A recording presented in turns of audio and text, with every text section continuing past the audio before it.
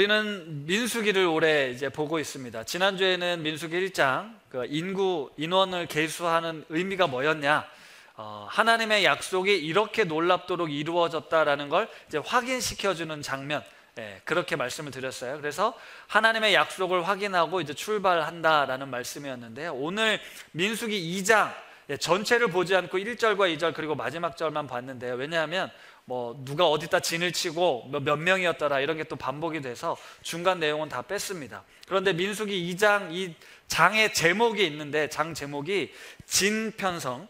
진은 뭐냐면 군대에 말하는 그런 진들 말하잖아요. 진을 편성하고 행군하는 순서, 이런 내용의 제목이 있거든요.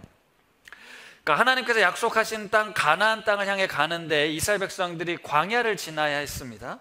그런데 이제 광야를 수많은 사람들이 이동하다 보니까 이제 좀 질서가 필요했던 것 같아요. 홍해를 가르고 시내산에 오르기까지는 정신없이 왔지만 이제 본격적으로 정비를 전열을 가다듬고 출발을 하는 그런 모습에 하나님이 이렇게 배치를 해라 라고 말씀을 하고 있는 건데요. 이스라엘을 12지파로 우리가 알고 있습니다. 그 12지파를 3지파로 나눠서 동서남북에 배치를 했습니다. 그리고 한가운데, 그러니까 동서남북의 한가운데는 회막, 성막을 2개 하셨고요. 그리고 레위 지파를 구별해서 성막 주위를 또 동서남북으로 둘러싸서 이렇게 진을 치도록 말씀하셨습니다. 레위 지파는 성막을 지켰기 때문에 레위 지파 대신에 요셉의 2 아들 므낫세와 에브라임이 또 한 지파가 되어서 이렇게 12지파가 됐어요. 요걸 이제 표로 도식화하면 이런 그림입니다. 가운데 성막이 있고, 그 다음에 그 주변에 레위 지파가 게르손, 므라리, 고핫 자손이 있고 아론 자손이 있었어요. 이렇게 성막 주위를 각자의 역할이 있었습니다. 그렇게 둘러싸고 있었고, 동서남북으로 3지파씩 이게 순서가 다 있습니다. 동쪽에 뭐가 있고 남쪽에 뭐가 있고 이렇게 지파를 했어요. 그래서 저희가 신대원 다닐 때는 이거를 앞글자만 따서 유이스, 르시갓 이래가지고 남쪽에는 어느 지파가 있었냐 그러면 어느 지파가 있었다 이렇게 문제를 풀곤 했었는데, 제가 이 도식화된 이미지가 머릿속에 있다 보니까요, 뭔가 잘못된 제안의 이미지가 있었습니다. 그게 뭐냐면, 예를 들면 우리 우신고 대운동장에 지난번 어울린데이 할 때 순별로 다 모였었잖아요. 우리가 그렇게 한눈에 이스라엘이 한가운데 성막이 있고 주위에 레위 자손이 있고 지파들이 있을 거라고 생각하는 게 그냥 작은 공동체 이미지가 있었던 거예요. 그런데 지난주도 말씀드렸지만 20세 이상 남자만 60만 명, 최소 200만 명이 되는 사람들이 광야에 모여 있었다는 건 사실 잘 상상이 되지 않습니다. 그 규모가 어마어마하기 때문이죠. 실제로 보면 너무 좋겠다 싶은데 볼 수는 없어요. 그래서 제가 구글링 검색을 했더니 이 이미지가 그래도 꽤 괜찮아 보여서 이해할 수 있는 이미지인 것 같아서 가져와 봤는데요. 대충 이렇게 있지 않았을까. 그리고 광야에 집을 지은 게 아니고 천막을 쳤으니까, 간이 천막을 쳤으니까 이런 형태였을 거다라고 하는데, 그냥 느낌만 보십시오. 왜냐하면 실제로 그러지는 않았을 겁니다. 이거와는 다른 그림이었을 것 같아요. 왜냐하면 저기에 보면, 그림에 보면 성막 주위에 레위 자손들이 바로 가까이 진쳐 있는 것 같죠. 문만 열면 바로 성막을 갈 수 있을 것 같지만 사실 성막 근처에는 가까이 갈 수가 없습니다.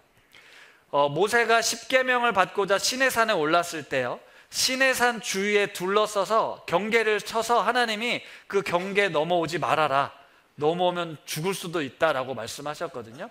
그러니까 하나님이 임재하시는 곳, 하나님이 계신 곳에 죄인된 인간이 함부로 가게 되면 어떤 일이 벌어질지 모르기 때문에 거리를 두게 하셨어요. 그리고 레위 자손이 둘러 진치게 하셨다는 것 역시도 아무나 막 성막을 향해 갈 수 없게끔 했다라는 겁니다. 그런데 실제로 얼마큼 떨어져 있었냐, 이것도 사실은 성경에 나와 있지는 않아요. 어떻게 추측을 하냐면, 우리가 하나시에서 여호수아 말씀을 보고 있는데, 여호수아 말씀에 요단강을 건너기 전에 언약궤를 맨 제사장들이 먼저 가지 않습니까? 그리고 백성들이 뒤를 따르라고 하는데, 이 뒤따를 때 거리 최소한 2000규빗은 떨어져라 라고 말씀하시거든요. 2000규빗은 약 900m가 조금 넘습니다. 그러니까 그냥 1km라고 생각을 하면요, 사실 성막이 1km 앞에 가고 있고 우리가 걸어가고 있다면 최소 15분에서 20분 정도 떨어진 거리에 있었다는 거예요. 광야에서도 만약에 하나님께서 성막 주위에 아무나 올 수 없게 하시고자 했다면 최소 1km 이상은 떨어져 있었을 거라는 거죠. 그렇다면 도대체 우리가 가늠할 수 없는데요. 최근에 뭐 우리나라가 뭐 문제가 있어서 뭐 여의도랑 막 광화문에 사람들이 모이잖아요. 최대 동시에 있었던 인원이 한 40만 명 정도라고 보면 여의도 몇 배 이상의 공간에 사람들이 진을 치고 있었을 거라는 겁니다. 제가 이 말씀을 드리는 이유는 여러분, 그 환경이 질서정연하게 광야를 움직였을 거라고 생각하는 건 큰 오산이라는 거예요. 광야 생활에 430년 노예살이를 했던 사람들입니다. 여기엔 각양각색의 사람들이 있어요. 노인들도 있었고요, 아기들도 있었고요, 아픈 사람도 있고 건강한 사람도 있고, 이 수많은 사람들이 지금 광야에 내몰려 있는 거예요. 얼마나 무질서했겠냐라는 거죠. 그래서 하나님께서 모세와 아론을 통해서 자, 지파별로 이런 위치를 가졌으면 좋겠다라고 설명하고 있는 겁니다. 이번에 청소년부 단기 선교 총 18명 다녀왔는데요. 네, 우리 아이들이 18명 팀이 정말 일사불란하게 움직였을 거라고 상상하시면 큰 오산입니다. 다 자기가 하고 싶은 게 있거든요. 가고 싶은 데가 있고, 밥 먹으러 가자 그러면 화장실 가는 애가 있을 거고요. 낯선 미얀마 땅에, 태국 땅에서 제멋대로 움직이려는 본성이 우리 가운데 있는데, 이 수많은 사람들이 한 목표를 향해, 목적지를 향해 잘 통솔해서 간다는 건 쉬운 일이 아니었을 거라는 겁니다. 광야는 어떤 곳입니까? 척박하고 짐승의 위기, 위험, 그리고 또 적들의 언제 쳐들어올지 모르는 늘 긴장 상태에 있었던 이들에게 하나님께서 오늘 진 배치를 통해 질서를 부여해 주신 거예요. 그런데 여기서 또 생각을 바로잡아야 할 것이 있는데, 저는 생각이 좀 다시 이제 바로 잡혔는데요. 제목이 뭐라고요? 진편성과 행군 순서였습니다. 오늘 말씀드린 2장의 내용은 군인들을 이렇게 배치해라 라는 말씀일까요? 아니면 이스라엘 백성을 모두 다 포함한 말씀이었을까요? 당연히 이스라엘 백성 모두를 다 포함한 말씀이었거든요. 그런데 저는 오해가 있었던 거죠. 민수기 2장을 읽다 보니까 유다 자손의 지휘관은 암미나답의 아들 나손이고 그의 군대로 계수된 자가 74,600명이다 이렇게 하고 있으니까 마치 유다 자손의 군인들을 이렇게 배치하고, 단의 자손들은 이렇게 배치하고, 르우벤의 자손은 이렇게 배치하고, 이래서 군인들을, 군부대를 배치하는 것 같은 이미지를 제가 가지고 있었거든요. 그런데 잘 생각해 보니까 그게 아니었습니다. 지금 처자식들이 같이 그 텐트에 지내는 거예요. 그 중에 20세 이상의 남자들이 군대에 나갈 만한 사람들이었다라는 겁니다. 다시 말하면 지금 광야에서 그들은 천막을 짓고 밥도 먹고 씻기도 하고 놀기도 하고, 그렇게 지내는 일상의 공간이었다라는 거예요. 그러니까 민수기 2장의 말씀은 가나안 땅에 가기 위한 군사력을 어떻게 질서 정연하게 배치할 것인가가 아니고, 이 혼돈스러운 이스라엘 백성들이 어떻게 하나님의 백성으로 이 광야길을 걸어갈 수 있을까의 최소한의 질서를 부여해 주셨다라는 겁니다. 그리고 행군하는 순서를 지정해 준 건 역시 적들이 왔을 때 우리가 그 적들과 싸우기 위한 전략으로 이야기하신 것이 아니라 일사불란하게 질서 정연하게 그 광야길을 걸어가기 위해 하나님이 말씀하셨다라는 거예요. 자, 이스라엘 백성, 모든 백성들이 이 광야를 질서 있게 이동하기 위했다라는 걸 여러분 기억하셔야 됩니다. 제가 계속 이 말씀을 드리는 이유는, 분명 우리는 이 사건을 통해서 뭘 상상하냐면 전쟁을 상상합니다. 성경에 전쟁 이야기가 많이 나오거든요. 이스라엘 백성들은 지금 하나님의 거룩한 군대가 되어서 적들을 무찌르고 가나안을 정복해야 되는 거룩한 군대라고 생각하겠지만, 사실 지금 여기는 지금 우리와 똑같은 사람들이 모여서 이 광야 생활을 지나가고 있다라는 거예요. 그 메시지를 우선 잘 기억해 두셔야 됩니다. 하나님께서는 출애굽한 이스라엘 백성들이 하나님의 거룩한 부르심과 택하심 가운데 내 백성, 내 제사장 나라가 되겠다라고 말씀하신 이 백성들이 이제 앞으로 어떻게 살아야 하는지, 너희들은 어떤 마음 자세와 어떤 태도를 가지고 살아야 하는지를 가르쳐 주시고자 하는 그 메시지가 오늘 2장에 담겨져 있습니다. 아시는 것처럼 저희 집에는 4명의 아들이 있습니다. 이 4명의 자녀들이요, 어린 시절에는 부모와 함께 어디든 잘 따라다녔습니다. 물론 때를 부리긴 했지만 어디를 가자고 하면 군말 없이 잘 다녔어요. 그런데 이제는 이제 안 다닙니다. 다 자기가 하고 싶은 게 다 있거든요. 내가 가고 싶은 데가 있고 내가 하고 싶은 일들이 있습니다. 분명 저희는 똑같이 키우고 똑같은 경험을 하고 똑같이 살아왔는데 자라고 나니까 다 제각각이더라고요. 특색도 다르고요, 선호도도 다르고요. 똑같이 예수를 믿고 똑같이 신앙생활을 하고 있는데 다 예수 믿는 스타일이 다 다릅니다. 그런데 점점 더 그게 뚜렷해지고 있어요. 제각각 자기의 인생을 걸어가고 있는 거죠. 그리고 이 자녀들이 또 장성해서 가정을 꾸리고 자녀를 낳고 또 자녀를 낳으면 정말 다른 모습으로 살게 될 거라는 겁니다. 지금 이스라엘 백성들은 분명 아브라함의 하나님, 이삭의 하나님, 야곱의 하나님 할 때까지만 해도 한눈에 다 들어왔어요. 내가 가자고 하면 갔고 멈추자면 멈췄습니다. 예배드리자면 예배드렸고 우리 일하자고만 일했어요. 그러나 지금 4대가 지났습니다. 수많은 자손들이 생겼다라는 거예요.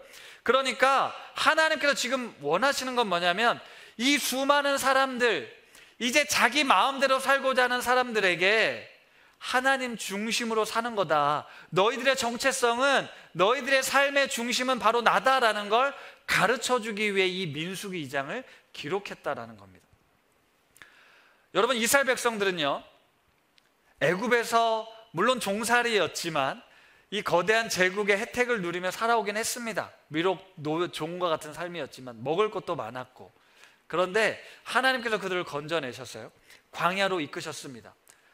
하나님의 놀라운 능력과 기적을 보았고요, 내가 너희들에게 가나안 땅을 주겠다라고 말씀하셔서 이제 내 인생에 뭔가 대단한 일들이 생길 거라는 기대가 있었어요. 그런데 지금 그들 앞에 놓여져 있는 건 위기와 어려움이었습니다. 적들 앞에 두려움을 떨기도 하고 그런 상황에 놓여졌다는 거죠. 이렇게 제각각의 사람들에게 구심점, 하나의 중심이 필요했습니다. 광야, 가나안, 그 어디든 너희들은 나를 중심으로 살아야 된다, 이 이야기를 해주려고 오늘 이 민수기 말씀을 기록하셨다는 거예요. 우리 2절 말씀을 한번 같이 읽어보겠습니다. 시작.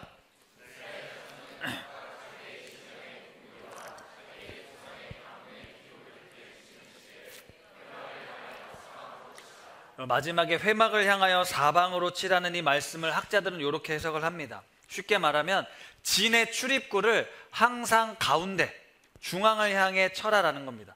동쪽에서도 회막을 향해서, 남쪽에서도 회막을 향해서 들어오고 나가는 모든 과정에 그들이 하나님이 계신 회막을 바라보게 했는데요, 아까 말씀드린 것처럼 회막은 거리가 꽤 떨어져 있었을 거예요. 그래, 어떻게 바라볼 수 있었을까?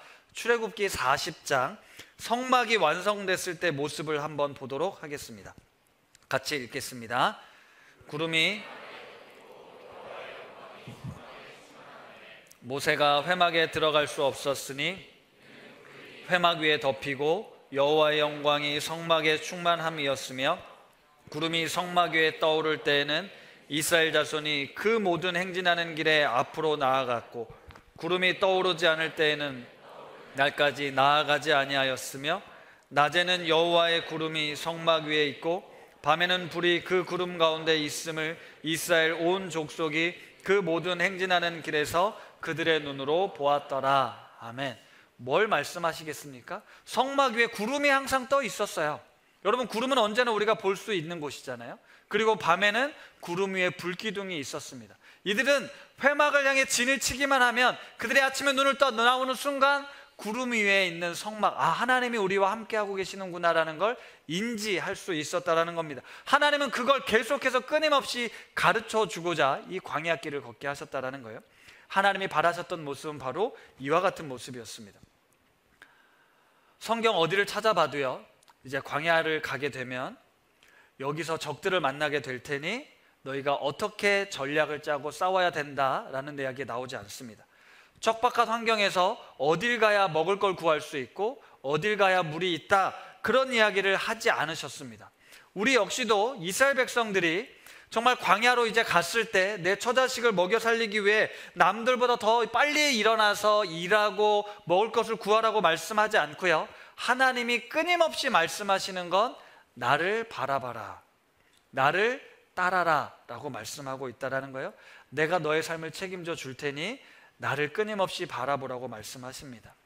가나안 땅의 적들을 맞서서 최정의 군사들을 양성하는 훈련을 가르쳐 주지 않고 척박한 환경에서 생존할 수 있는 법을 가르쳐 주는 것이 아니라 하나님 중심으로 살아가는 것만 가르치셨다라는 겁니다.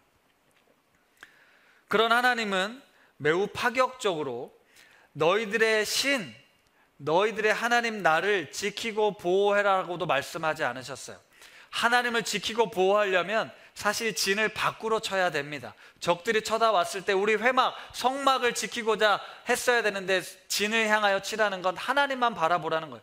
내가 니들의 뒤를 다 바라봐 줄게, 지켜줄게, 이렇게 말씀하시는 거거든요. 고대로부터 지금까지 인간의 역사에서 타종교의 신들을 보면 인간은 신을 위한 노동력에 불과했습니다. 이런 세계관 속에 철저한 계급 사회가 이루어졌던 거거든요. 이런 사회 속에서는 인간의 존엄성 따위는 없습니다. 돈이 많고 지위가 높은 사람들의 생명은 중하지만 하찮은 사람들, 하층민의 사람들은 그들의 생명은 별로 중요하게 여기지 않았어요.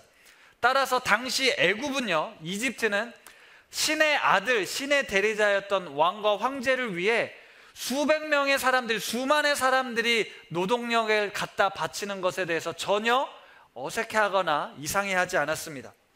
그들의 희생은 당연하게 받아들여졌던 사회 속에서 하나님은 지금 전혀 다른 세상을 만들고자 하는 거예요. 내가 너희를 구원한 신이 너희를 위해 내가 희생할 거다, 내가 너희를 위해 싸울 거다, 내가 너희와 앞서갈 것이다, 그러니 두려워하지 말고 내가 너희를 위해 행하는 그 일을 바라봐라 라고 말씀하고 있는 거예요. 내가 너희와 함께하고 있다라고 말이죠. 하나님께서는 계속해서 우리에게 이 말씀을 들려주고 있는데요, 작년에 상반기에 제가 산상순, 마태복음에 나오는 산상순 말씀을 가지고 수요성경 공부를 할 때 마태복음 6장에 이런 말씀이 나왔습니다. 한번 같이 읽어볼까요? 그런즉 너희는 먼저 그의 나라와 그의 의를 구하라. 그리하면 이 모든 것을 너희에게 더하시리라. 이 말씀에 보면 먼저라는 단어가 나오는데요, 이 먼저를 우리가 잘못 오해하고 해석하면 이런 실수를 하게 됩니다. 이분법적인 실수라고 말하는데요, 먼저 하나님과 관련된 일을 해라, 그 다음에 너의 일을 해라. 먼저 신앙적인 일들, 교회와 관련된 일들을 한 다음에 세상적인 일들을 해라 라는 이 먼저를 그렇게 해석해서 잘못 살아왔던 모습이 있습니다. 예를 들면요, 매일 아침 시작할 때 우리가 6시에 하나씩 말씀 링크를 띄워드리잖아요. 하나씩 말씀을 잘 듣고 묵상하고 하루를 시작해야 오늘 직장에서 내가 하는 일들이 잘 풀리게 될 거야 라고 생각한다라는 겁니다. 월급을 받으면 먼저 11조와 헌금을 떼고 난 다음에 네 삶을 살아야 하나님께서 너의 재정에 복을 주실 거야 라고 생각한다라는 거죠. 우리 목회자들이 많이 범했던 실수 중에 나는 먼저 그의 나라와 의를 구하는 이 사역을 열심히 할 테니 내 가정과 내 자녀들은 주님께서 책임져 주실 거다라고 생각했다라는 겁니다. 그러나 나의 책임과 역할이 있습니다. 그렇죠? 먼저 그 일을 한다라는 건 시간적으로, 행위적으로 하나님과 관련된 일, 신앙적인 일들을 먼저 하고 그 다음에 세상 일을 하라, 이렇게 하나님의 일과 세상 일을 이분법적으로 나누는 게 절대 아니라는 거예요.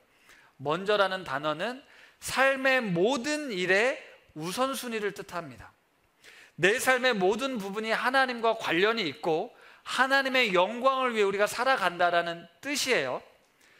주일에 내가 어떤 우선순위를 가지고 떼어서 예배에 참석하고 봉사하고 헌신했으니까, 내가 먼저 당신을 위해 이 일을 했으니까 이제 나머지 일주일간 내가 살아가는 세상은 내 마음대로 살아도 내가 먼저 당신을 위해 시간을 떼고 헌신을 했으니 주님께서 내 삶을 책임져 주셔야 된다, 도와주셔야 된다, 풀어주셔야 된다 라고 생각하는 건 착각이고 오산이라는 거예요.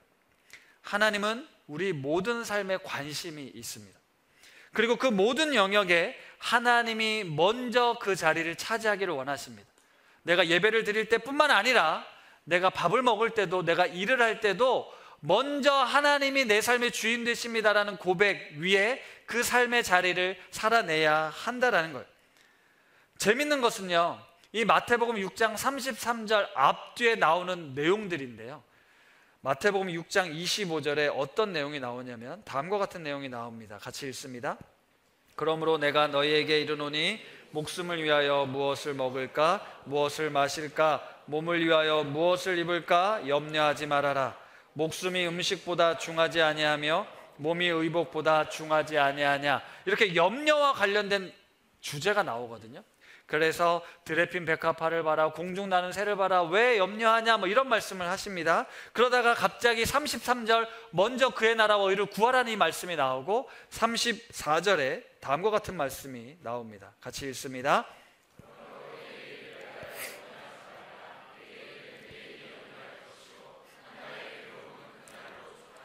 네, 그러니까 이 33절의 말씀을 먼저 그의 나라와 의를 구하면 하나님이 더해 주실 테니까 염려할 필요 없어, 근심할 필요 없어. 염려와 근심의 해결책으로 뭘 제시하냐면 먼저 그의 나라와 의를 구하라, 이렇게 우리가 이해를 했다라는 거죠. 근데 그렇지 않습니다. 하나님은 먼저라는 단어가 우리 모든 삶의 우선순위에 하나님을 두라라는 뜻으로 말씀하신 거예요. 그러면 염려가 사라지냐, 근심 걱정이 사라지냐? 그렇지 않습니다. 사실 오늘 이 본문 말씀을 보다가 제가 이 구절이 떠오른 이유가 다음과 같습니다. 하나님께서 이스라엘 백성을 택하셨잖아요. 시내산에서 십계명을 받았습니다.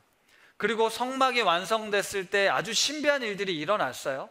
아, 하나님께서 우리를 향해 뭔가 대단한 일을 갖고 계시는구나. 내가 주님과 함께 걸어가면 내 삶이 그동안 고단하고 또 별 볼 일 없었던 삶에서 이제 뭔가 대단한 삶, 사람들 보기에 뛰어난 삶을 살게 될 거라는 기대가 있었다니까요. 그렇게 애굽에서 홍해를 가르고 건넜을 때 뭔가 새로운 세상이 펼쳐질 줄 알았는데요, 그들이 현실적으로 마주하게 된 곳은 광야였습니다. 광야는 염려할 수밖에 없는, 매 순간 긴장할 수밖에 없는, 매 순간 두려울 수밖에 없는 곳이 광야예요. 그리고 가나안 땅, 그들이 하나님께서 약속하신 가나안 땅까지만 가면 괜찮겠습니까? 아니요. 가나안 땅을 정탐했던 정탐꾼들의 보고는 틀리지 않았습니다. 아낙 자손들은 2배, 3배 이상 컸어요. 그들의 힘은 더 강력했습니다. 다시 말하면 하나님의 힘을 입어서 이곳에 왔는데 그들이 마주하게 되는 현실은 광야고 더 강대한 적들이 있다는 거죠.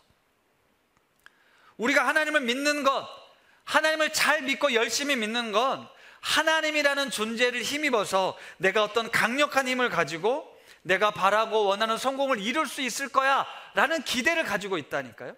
그리고 이 땅에 고되고 힘든 여정을 살아가던 우리들이 하나님을 만남으로, 하나님을 믿음으로 말미암아 그 문제의 해결책을 얻고자 하는 그 마음이 우리 가운데 있다라는 겁니다. 하나님을 잘 믿으면 모든 근심과 걱정과 염려가 다 사라지고 만사가 형통하게 될 거다라는 믿음, 그 믿음 좋지만 사실 우리 삶은 그렇지 않다라는 거예요. 마태복음 6장에 나오는 염려 이야기를 하면서 내가 염려와 근심, 이 모든 것을 해결할 수 있는 비법을 알려줄게, 공식을 알려줄게, 먼저 그의 나라와 의를 구하면 다 해결될 거야. 아니라니까요.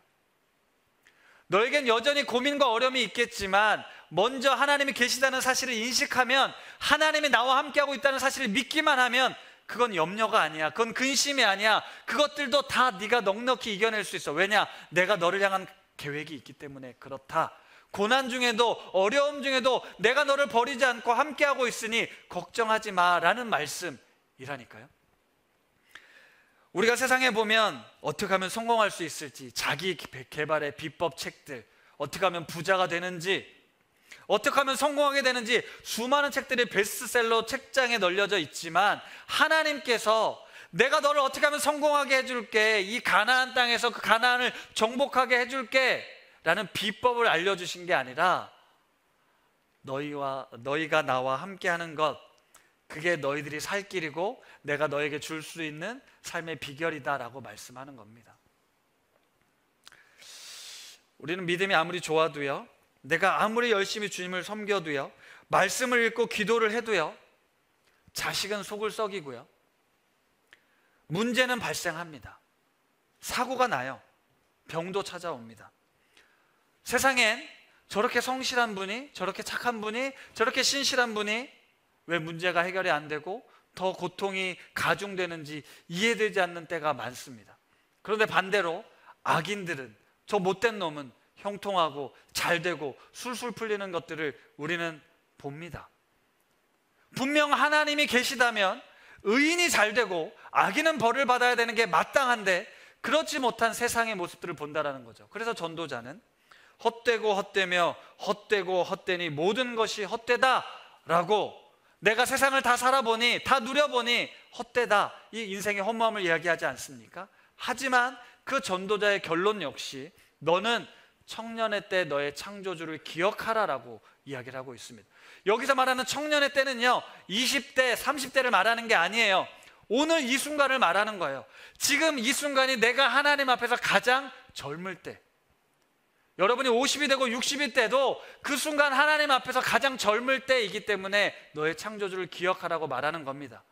50이 되고 60이 되고 신앙생활을 30년, 40년을 한다고 인생이 술술 풀리냐? 아닙니다. 우리는 끊임없이 그럼에도 불구하고 나를 변함없이 지키신 하나님을 바라보아야 한다는 거죠.